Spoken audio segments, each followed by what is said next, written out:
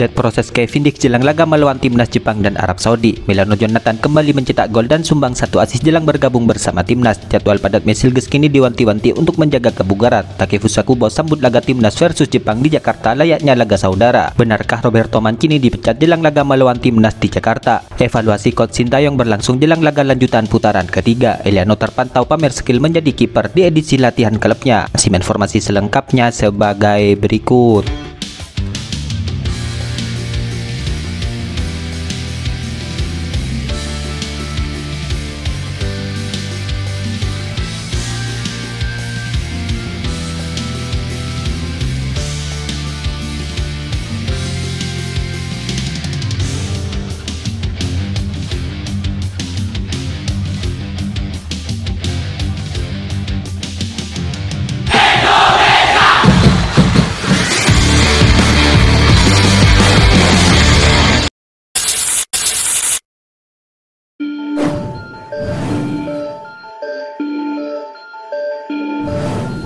Coach Sintayong kini dikabarkan akan dievaluasi setelah balik dari Korea Selatan, di mana sekjen PSSI yaitu Yunus Nusi itulah yang menyatakan hal tersebut. Yunus Nusi menjelaskan bahwa saat ini Coach Sintayong tengah pulang kampung sehingga masih membutuhkan waktu untuk melakukan penilaian. Evaluasi dilakukan setelah beliau kembali dari Korea Selatan. Beliau lagi istirahat, kata Yunus Nusi.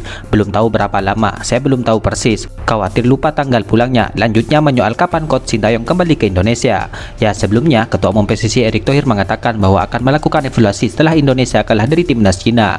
Padahal PSSI saat itu berharap bahwa skuad Garuda bisa memberikan poin penuh, sebab pada 3 laga sebelumnya mereka selalu mendapatkan hasil imbang. Terbaru, kini kabarnya PSSI pun menargetkan untuk laga edisi bulan November mendatang, di mana PSSI menargetkan tim Merah Putih bisa meraih 4 poin dari 2 laga saat nanti melawan timnas Jepang dan Arab Saudi. Hal itu dilakukan tentunya untuk menjaga asa lolos ke putaran final kualifikasi Piala Dunia 2026 ini. Realistisnya, hal itu bisa saja menahan imbang timnas Jepang dan bisa saja meraih poin penuh saat menghadapi Arab Saudi.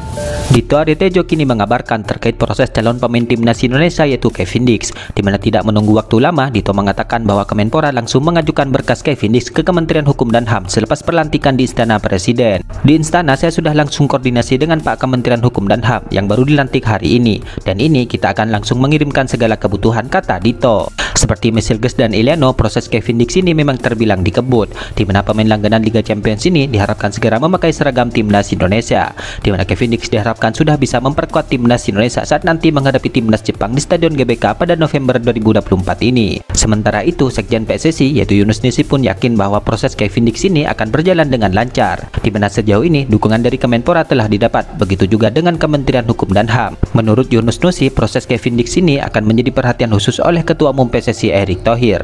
Hal itu karena Kevin Dix sudah bersalaman dengan Erick Thohir. Dengan hal itu, Yunus Nusi pun yakin bahwa prosesnya akan lancar. Kevin Dix dulu, pokoknya setelah jabat tangan dengan Ketua Umum baru kita umumkan, ucap Yunus Nusi.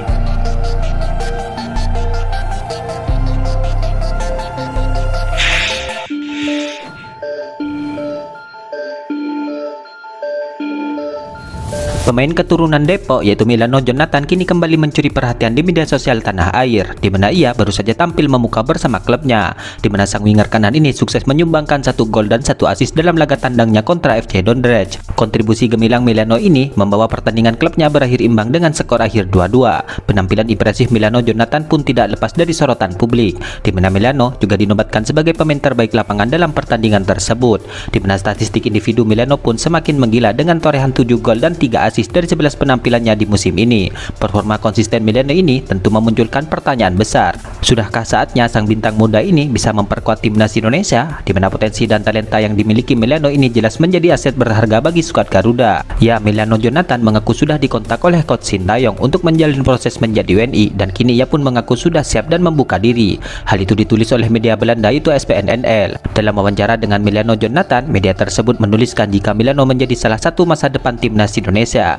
Di masa lalu, ia mengindikasikan bahwa ia telah melakukan kontak dengan pelatih nasional Indonesia, Sintayong. Namun ia ingin menunda karir internasionalnya untuk sementara waktu, tulis media tersebut. Media tersebut pun menuliskan bahwa komentar Meliano yang mengatakan akan memutuskan bergabungnya dirinya dengan skuad Garuda, hal itu akan dilakukan setelah proses pemulihan cedera seriusnya. Karena saya kembali dari cedera serius, pertama-tama saya ingin mendapatkan secocok mungkin. Di akhir musim kita bisa melihat kemungkinan apa yang ada, kata Meliano.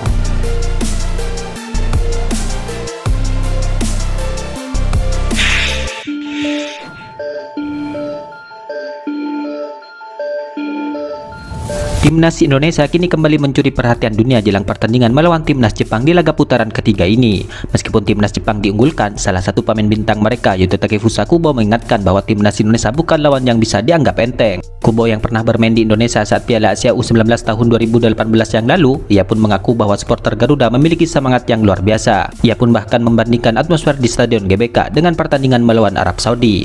Ia menyebut dukungan Indonesia jauh lebih besar. Selain itu, Kubo juga menyoroti betapa kuatnya dukungan supporter yang dapat mempengaruhi permainan di lapangan. Menurutnya, atmosfer tersebut memberikan tekanan psikologis bagi tim lawan dan bisa menjadi salah satu faktor yang membuat Timnas Indonesia bisa tampil lebih baik dari perkiraan banyak orang. Ya, di atas kertas Timnas Jepang memang memegang kendali di grup C ini. Namun meski statistik berpihak kepada Jepang, di mana Kubo tetap mewaspadai perlawanan yang akan diberikan skuad Garuda. Hal itu terutama karena faktor eksternal seperti dukungan supporter dan cuaca yang lebih menantang di Jakarta. Di mana cuaca di Jakarta seringkali menjadi tantangan tersendiri bagi tim-tim lawan yang tidak terbiasa dengan iklim tropis. Kondisi ini kerap memperlambat tempo permainan tim-tim yang lebih terbiasa dengan cuaca yang lebih sejuk. Hal ini diakui oleh Kubo sebagai salah satu hal yang bisa memberikan keuntungan bagi Timnas Indonesia. Indonesia kalah melawan Cina, tapi saya pikir mereka tidak punya jalan mundur lagi, kata Takefusa Kubo. Dulu saya bermain di sana pada Piala Asia U19 dan semangat sepak bola di sana sangat luar biasa. Saya pikir dukungan dari supporter mereka bisa lebih besar daripada Arab Saudi, kata pemain bintang Timnas Jepang tersebut.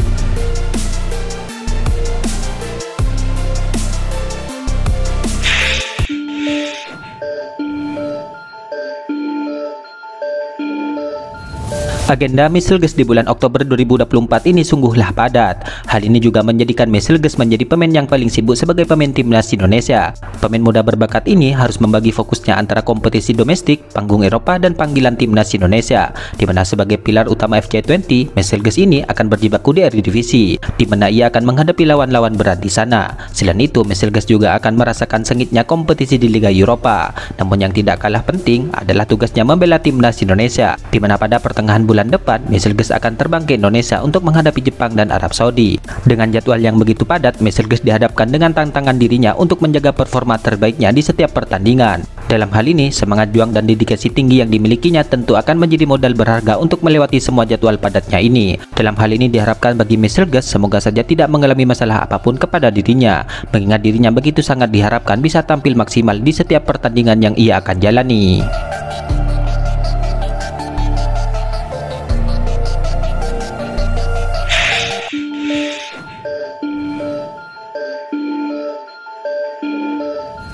Arab Saudi masih belum meyakinkan di putaran ketiga ini, di mana sang pelatih yaitu Roberto Mancini kini diambang terancam pemecatan. Ya, timnas Arab Saudi sementara berada di peringkat ketiga grup C putaran ketiga ini, di mana Arab Saudi mengumpulkan 5 poin dari 4 laga. Hal itu merupakan hasil dari sekali menang, 2 kali seri, dan sekali kalah, di mana poin Arab Saudi sama dengan Australia di atas timnas Bahrain. Pelatih Arab Saudi yaitu Roberto Mancini pun kini terus menjadi sorotan, di mana media Italia mengabarkan kalau Mancini diterpa isu pemecatan, di mana Federasi Sepak Bola Arab Saudi dikabarkan tidak puas dengan kinerja Mancini. Ya, diketahui Mancini sudah mengarungi 18 laga bersama Arab Saudi. Hal itu mendulang hasil 7 kali menang, 5 kali imbang, dan 6 kali kalah. Situasi ini semakin panas ketika Roberto Mancini menyerang Liga Arab Saudi, di mana Mancini menyebut kalau invasi pemain asing di Liga Arab Saudi membuat para pemain asli Arab tidak banyak dapat tempat untuk bermain. Dalam hal ini, menurut Gazeta, Federasi Sepak Bola Arab Saudi kini telah menghubungi 2 calon pengganti Roberto Mancini. Sosok 2 calon pengganti itu adalah Ramon Diaz dan Hervé Renard.